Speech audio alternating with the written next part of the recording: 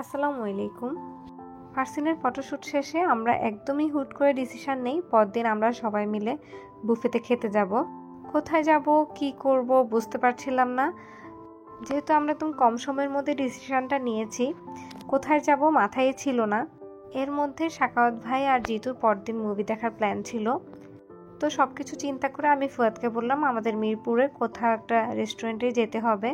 আর এর আগের বার যেহেতু আমরা রেব বাফেটে ভালো খাবার পেয়েছি, তাই পরের বারও আমরা রেব বাফেটে যাওয়ার জন্য ডিসিশন নিলাম। তবে এর আগের বার যখন গিয়েছিলাম তখন আমি 100% স্যাটিসফাইড হয়েছিলাম এদের সার্ভিস আর খাবার দাবারে। কিন্তু রিসেন্টলি এদের সাথে আমার দুইটা খারাপ ঘটনা ঘটেছে। ফার্স্টলি, কুরবানির ঈদের আগে ওদের রেস্টুরেন্টে যাব আমি প্ল্যান করেছিলাম।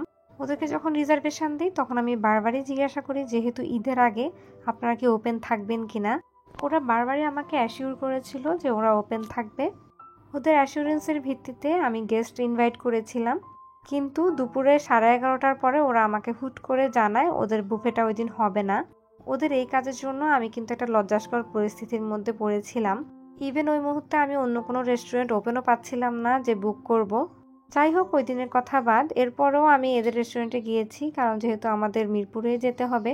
আর আগেরবার এদের খাবারের কোয়ালিটি ভালো লেগেছিল।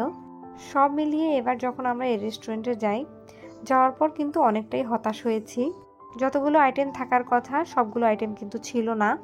তারপর আমি যখন ওদেরকে জিজ্ঞাসা করলাম যে এত আইটেম থাকার কথা কিন্তু নেই কেন, ওরা আমাকে বললো মাত্রই তো এসেছেন, আস্তে আস্তে সব আইটেমে সার্ভ করা হবে। কিন্তু পরবর্তীতে সবগুলো আইটেম সার্ভ করা হয়নি। আর যেগুলো সার্ভ করা হয়েছিল সেগুলো অনেক অল্প পরিমাণে ছিল। এমনকি অনেকগুলো খাবার আগের দিনে ছিল, খেয়েই বোঝা যাচ্ছিল। কিন্তু আগেরবার যখন গিয়েছিলাম এদের সার্ভিসে আমি অনেক বেশি স্যাটিসফাইড ছিলাম। এমনকি ওই সময় সবগুলো ফুড কোয়ালিটিও আমার কাছে পছন্দ হয়েছিল। সেই জন্যই আসলে দ্বিতীয়বার যাওয়া। কিন্তু দ্বিতীয়বার ওদের সার্ভিসটা যেমন খারাপ ছিল, ওদের খাবারের কোয়ালিটিও খারাপ ছিল, যা দেখে আমি খুবই হতাশ হয়েছি।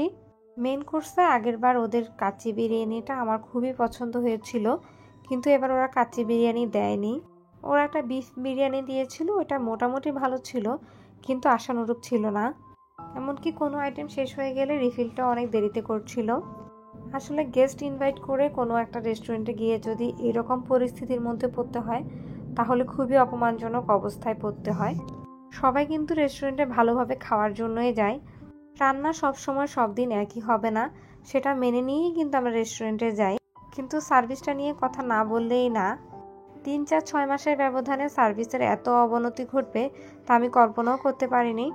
অনেককে আমি কিন্তু রেব বাফেট অ্যান্ড রুফটপটা সাজেস্ট করেছি, কিন্তু দ্বিতীয়বারের এই এক্সপিরিয়েন্সের পর আমি হয়তোবা নিজেই আর কখনো এই রেস্টুরেন্টে যাব না।